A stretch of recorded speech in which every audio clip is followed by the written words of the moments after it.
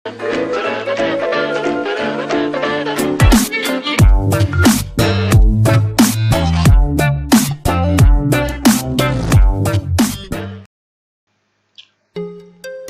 world, let's continue our session with episode 2.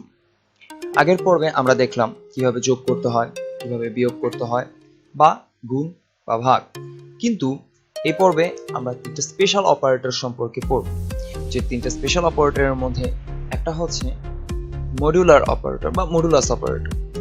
Modulus operator বলতে গেলে আসলে আপনি ভগ্নাংশের ব্যাপারে যদি জেনে থাকেন তাহলে ব্যাপারটা একদম পুরনো লাগবে আপনার কাছে, যে হয়তোবা আমরা এটা কখনো ব্যবহার করিনি, আমরা এটা ভেঙে ভেঙে ব্যবহার করেছি। কিন্তু এই অপারেটরটার কাজ হচ্ছে আপনি লেফট অপারেন্টকে রাইট অপারেন্ট মানে বাঁ দিকের ভেরিয়েবলটাকে ডান দিকের ভেরিয়েবলটা দিয়ে ভাগ করলে পরে যে ভাগশেষ আসবে সেই ভাগশেষটা সে দেখাবে। এটা চাইলে আপনিও করতে পারেন, চাইলে যোগ বিয়োগ গুণ ভাগ করেও, কিন্তু কাজটা সহজে করার জন্য এই মডুলাস অপারেটরটা। তো আরেকটা অপারেটরের কথা এখানে বলা হয়েছে increment operator, decrement operator. But আমরা প্রথমে যেটা শিখবো সেটা হচ্ছে যে এই মডুলাস অপারেটরটা কি এবং এটাকে কিভাবে ব্যবহার করতে হয়।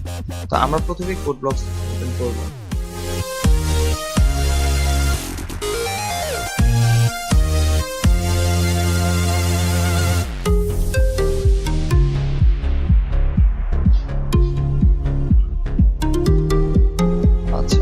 কোড ব্লকস ওপেন হওয়ার পর আমরা বরাবরের মতো একটা নতুন ফাইল নিব। নতুন ফাইলটা এবার আমরা সেভ করব। আর যেহেতু আগেরটার নাম ছিল ক্যালকুলেশন, এটার নামও আমরা দিলাম ক্যালকুলেশন এবং সাথে দিচ্ছি আমরা একটা EP2 মানে এটা এপিসোড 2 যে। আচ্ছা, মডুলাসের ব্যাপারে একটা স্পেশাল ব্যাপার রয়েছে, সেটা হচ্ছে যে আপনাকে অবশ্যই এর অপারেশনগুলো ইন্টিজার দিয়ে করতে হবে। মানে আপনি মডুলাস ইউজ করলে অবশ্যই আপনি একটা পূর্ণ সংখ্যা পাবেন, আপনি কোনো দশমিক সহ সংখ্যা নিয়ে কাজ করতে পারবেন। তো প্রথমে আমরা যেটা করব সেটা হচ্ছে লিখব ইনক্লুড।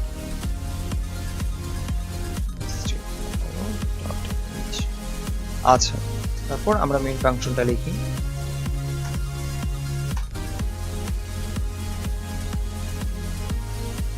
তারপর আমরা আগে একটা দুইটা ইন্টিজার ভেরিয়েবল নেই, এর মধ্যে রাখি 10 এবং বি এর মধ্যে রাখি 3 রাখি, এবং আরেকটা ভেরিয়েবল নিলাম যেটার মধ্যে আমরা রাখছি a মডুলাস b। তার মানে সি এর মধ্যে a কে b দিয়ে ভাগ করার পর যে ভাগশেষ থাকছে সেই মানটা থাকবে c তে। সো আমরা এবার তাহলে c এর মানটা প্রিন্ট করি।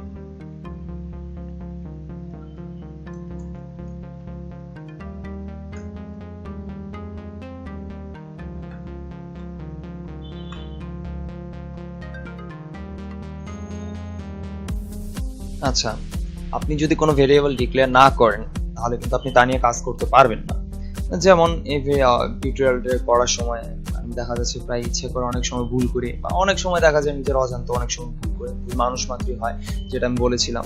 তো এই ক্ষেত্রে দেখা যাচ্ছে যে যখন আমি সি ভেরিয়েবলটা কোথাও ডিক্লেয়ার করিনি তখন দেখা যাচ্ছে তা আমি যখন প্রোগ্রামটা বিল্ড এবং রান করতে যাব, বিল্ড করতেই দিল না সে আমাকে। সে বলল যে সি ভেরিয়েবলটা আমি কোথাও ডিক্লেয়ার করিনি। তো আমরা কোনো জিনিস সম্পর্কে আমরা কোথায় ভুলটা করলাম বা ভুলটা কি হতে পারে না সম্পর্কে আপনি সবচেয়ে ভালো যে ম্যাক্স ডিটেলটা পাচ্ছেন সেটা পাবেন আপনি হচ্ছে লগ এর মধ্যে। সবার নিচে আপনি দেখুন তাকিয়ে, এখানে ইন মেইন এটা হচ্ছে শুরু হলো 8 নাম্বার লাইনে, লাইন নাম্বার 8 দেখেন, লাইনের কলাম বরাবর 8 রয়েছে। এখানে কি লেখা? Error C undeclared first using this function. লেখাটা আমি বড় করতে পারছি না তাই আপনাদের দেখাতে পারছি না। আপনারা যদি ভুল করেন আপনারা অবশ্যই তখন লিখতে পারবেন। তখন নোট বলছে each declare identifier is reported only once for this function it appears in. আচ্ছা, এই কথাটার মানে আমরা নাও জানি, কিন্তু কথাটা দ্বিতীয় লাইনটা যা লেখা হয়েছে যে সি আনডিক্লেয়ার, তার মানে আমাদেরকে সি কে ডিক্লেয়ার করতে হবে। আমরা সি ডিক্লেয়ার করলাম। এবার আমরা বিল্ড এবং রান করি। দেখা যাচ্ছে বিল্ড হচ্ছে, রানও হয়েছে এবং আউটপুট এসেছে 1। তার মানে আমরা জানি 10 কে 3 দিয়ে ভাগ করলে অবশ্যই ভাগশেষে 1 আসবে এবং এখানে তা এসেছে। তো আমরা একটু সংখ্যাটা পরিবর্তন করে দেখি কি আসে। যেমন আমরা এখানে 3 এর জায়গায় 4 লিখলাম, তো এবার আমরা বিল্ড এবং রান করি।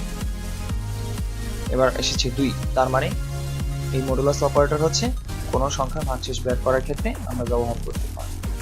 তারপর আমরা যে অপারেটরটা ব্যবহার করব সেটা হচ্ছে ইনক্রিমেন্ট অপারেটর। এখন এখানে আমরা কিছু ব্যাপার হয়তো বা আমি আগে ডেসক্রাইব করিনি, আমাকে এখন আস্তে আস্তে ডেসক্রাইব করতে হবে, কারণ আগে ডেসক্রাইব করা দরকার ছিল না। প্রথম অবস্থায় আমি ডেসক্রাইব করলে হয়তো বা যেটা হতো যে আপনারা মানে তখনকার সমসাময়িক অবস্থার সাথে মিলিয়ে নিতে পারতেন না। তো এতক্ষণে আপনারা কোড করতে করতে অনেক কিছু শিখে গিয়েছেন। তো এখন আমি অনেক কথাই খুব সহজে বলতে পারবো, আপনারা সহজে বুঝতে পারবেন। তো তার মধ্যে একটা হচ্ছে যে সি প্রোগ্রামিং এর প্রতিটা মানে যে কোডটা যে রান করছে সেখানে প্রতিটা লাইন বরাবর রান হচ্ছে। যেমন প্রথমে এই যে ইনক্লুড stdioh, এটা হচ্ছে লাইব্রেরি ফাইল কল করছে। লাইব্রেরি ফাইলটা কি এটা আমি বলেছি যে আমরা পরে জানবো। তো ফার্স্টে সে লাইব্রেরি ফাইলটা কল করলো, তারপর মেইন ফাংশনে ঢুকলো, মানে কম্পাইলার আর কি যে কাজটা করে, মানে প্রোগ্রাম যখন রান হয় প্রসেসর আর কি যেটা করে, সে মেইন ফাংশনে ঢুকবে, ঢুকে দেখবে কি কি ডিক্লেয়ার করা হয়েছে, দেখলো ইন্টিজার এবিসি, আমরা পরেও চাইলে ডিক্লেয়ার করতে পারি, মানে সে এই প্রোগ্রামটার ক্ষেত্রে কিভাবে কাজ করবে। সে দেখলো এবিসি ডিক্লেয়ার করা হয়েছে, তো সেই এবিসির জন্য মেমোরিতে জায়গা নিল। তো তারপর দেখা গেল শুধু এর মধ্যে আমরা 10 এর মানটা ফিক্স করেছি, সে এর মধ্যে 10 এর মানটা ফিক্স করলো, তারপর সে দিল প্রিন্ট সি। আচ্ছা, মানে এখানে আমরা জাস্ট কিভাবে লাইন বাই লাইন কাজটা হয়েছে সেটা বলেছি, কিন্তু আপনি ভুল জিনিস দিলেও ভুল জিনিসও রান বাই লাইন মানে সেই কাজ করে নেবে। যেমন এখানে আমরা কিন্তু সির কোনো মান দিই, কিন্তু আগের প্রোগ্রামগুলোতে আমরা সিতে লাস্ট প্রোগ্রামটায় আমরা সিতে 2 ভ্যালুটা লিখেছিলাম, কারণ 10কে 4 দিয়ে ভাগ দিলে 2। তো এবার আমরা দেখি রান করে কি হয়, যেহেতু আমরা এবার কোনো ভ্যালু দেইনি সির মধ্যে, দেখা যায় সির সে মানে কি ভ্যালুটা দেখায়। আচ্ছা, সির ভ্যালু এখানে সে 8 দেখাচ্ছে, আমরা কিন্তু কোনো ভ্যালু দেইনি। আচ্ছা ঠিক আছে, আমরা একটা কাজ করি, সি এর বদলে ডি নামে একটা কিছু ডিক্লেয়ার করি এবং ডিটা প্রিন্ট করি, দেখি কি হয়। আচ্ছা, এবার 8 প্রিন্ট করছে। আচ্ছা, মেমোরির ওই লোকেশনটাতে 8 রয়েছে। ঘটনা হচ্ছে আমরা যদি কোনো মান না দিই ডিক্লেয়ার করার পর, তখন যেটা হবে যে একটা আগের থেকে ফিক্স করা কোনো একটা ভ্যালু প্রিন্ট হতে থাকে, মানে মেমোরিতে ছিল, আমি জাস্ট ওই জায়গাটা তো বরাদ্দ করেছি, ওই জায়গাটা খালি করিনি মেমোরিতে জায়গাটা নেওয়ার সময়। তো দেখা যায় যে বরাদ্দ করার পর যে মানটা থেকে যায় সেটা সে বারবার প্রিন্ট করতে থাকে যদি আমি নতুন করে কোনো মান না দিই। তো ফর সিকিউরিটি আপনারা যখন কাজ করবেন দেখা যাবে অনেক সময় যে ফাঁকা একটা ভ্যারিয়েবল নিলেন, তো আগে ওটার মধ্যে 0 দিয়ে রাখেন, তাহলে ভবিষ্যতে দেখা যাবে যে ওই মানটা যখন প্রিন্ট করতে যাবেন যদি দেখেন 0 প্রিন্ট হচ্ছে, তাহলে বুঝতে পারবেন যে আপনি 0 সেট করেছিলেন তাই 0 প্রিন্ট হচ্ছে, আপনি আর ওটা নিয়ে কাজ করেননি, সো 0 প্রিন্ট হচ্ছে। যদি দেখা যাবে যে আপনি যদি এমন হলো, যেমন এটার ক্ষেত্রে কোনো একটা ভেরিয়েবলে আমরা সি ব্যবহার করে ফেলেছি, আমরা আগে ওটা নিয়ে কোথাও হয়তো বা ভুলে কাজ করি না, তো হঠাৎ করে যখন আমরা ওটা 8 দেখবো ভ্যালু, তখন আমরা মনে করতে পারি যে প্রোগ্রামে হয়তো কোথাও ভুল হয়েছে। প্রোগ্রামে ভুল না, ভুলটা কোথাও সিম্পলি হয়েছে যে আমরা একটা ভেরিয়েবল নিয়েছি এবং সেটার মধ্যে কোনো মান ফিক্স করিনি বা ওটা নিয়ে আমরা কাজ করিনি। সো পারতপক্ষে একটা ভেরিয়েবল নেওয়ার পর 0 নিয়ে রাখা হলো। তো এখন থেকে আমরা যেটা করব যে কোনো ভেরিয়েবল নেওয়ার পর প্রথমে সেটা আমরা ইনিশিয়ালাইজেশন পয়েন্টে আমরা 0 সেট করে দিব। সো এটা আমরা ইন্টিজার দিয়ে লিখে যখন আমরা একটা ভেরিয়েবল ডিক্লেয়ার করছি আমরা তখনই করতে পারি যে a equals to 0, b equals to 0 এবং d এটা হচ্ছে c বানিয়ে দিই, c equals to 0। আমরা এবার printf এর লাইনটুকু কেটে ফেলি এবং এই লাইনটুকু কেটে ফেলি। তো আমরা যে বিষয়ে কথা বলছিলাম যে আমরা আবার ইনক্রিমেন্ট অপারেটরটা কিভাবে কাজ করে আমরা সেটা দেখব। তো এর মান তো দেখা যাচ্ছে এখানে 0 লেখা রয়েছে, আমরা একটা কাজ করি, ইনক্রিমেন্ট অপারেটর সহ লিখি a++। ইনক্রিমেন্ট অপারেটর শুধু একটা অপারেন্ডে কাজ করে, মানে একটা মাত্র ভেরিয়েবল নিয়ে কাজ করে। তো আমরা লিখলাম, কোলনটা দিলাম, এবার আমরা এর মানটা একটু প্রিন্ট করে দেখি কি হয়।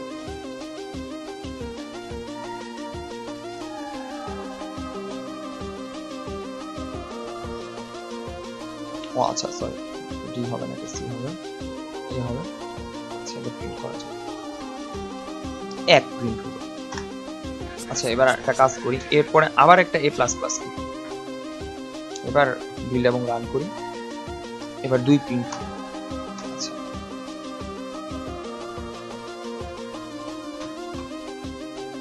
আচ্ছা এবার 3 প্রিন্ট হলো।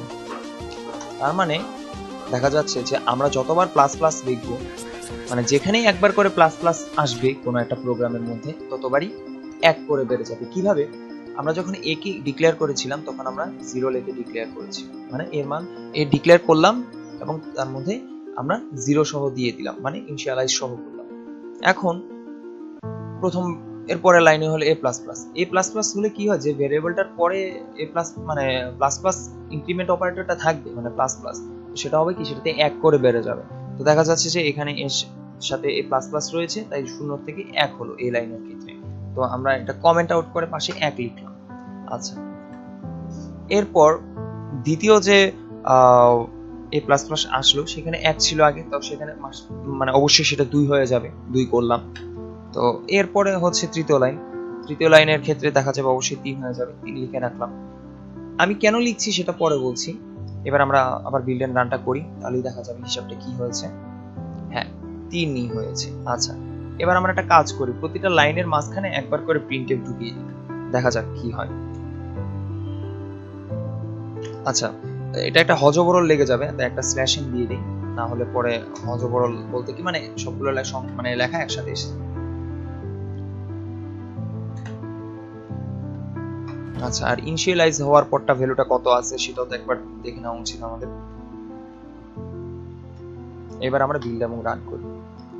হিসাব মোতাবেক দেখা গেল আমরা 4 বার প্রিন্টএফ লিখেছি, মানে 4 বার আমরা এর মান প্রিন্ট করেছি। তো প্রথমে ছিল এর মান 0, তো এর মান 0 থাকার ফলে সে প্রথমবার 0 প্রিন্ট করলো। দ্বিতীয়বারে গিয়ে মান হলো 1, সে 1 প্রিন্ট করলো। তৃতীয়বারে গিয়ে মান হলো 2 প্রিন্ট করলো। এবং শেষবারে গিয়ে মান হলো 3 প্রিন্ট করলো। আমি এ ব্যাপারে আন্তরিকভাবে দুঃখিত যে আমি এখানে মোটামুটি খুব চেষ্টা করেছিলাম যে কোনোভাবে ফন্টের অপশনটা বড় করা যায় কিনা। যতবারই করি ততবারই ছোট হয়ে যায়, এবং আমার কেন জানি মানে স্ক্রিনটা রেকর্ড করার সময় কোনো সময় খেয়াল থাকে না যে বড় করা দরকার। যাই হোক, এবার বড় করে নিলাম। তো আমরা দেখতে পাচ্ছি যে মানে লাইন বাই লাইন কাজও করছে, ইনক্রিমেন্ট হচ্ছে। তো আমরা এবার তাহলে ডিক্রিমেন্ট অপারেটরটা ইউজ করি, মাইনাস মাইনাস দিয়ে দিই একটা করে। এবার আমরা বিল্ড এবং রান করি।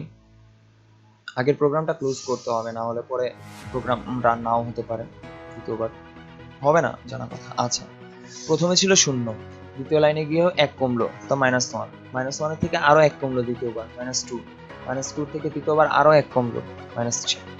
তো মাইনাস মাইনাস অপারেটর মানে ডিক্রিমেন্ট অপারেটর এবং প্লাস প্লাস অপারেটর, ইনক্রিমেন্ট অপারেটরের কাজ আমাদের জানা শেষ হয়ে গেল।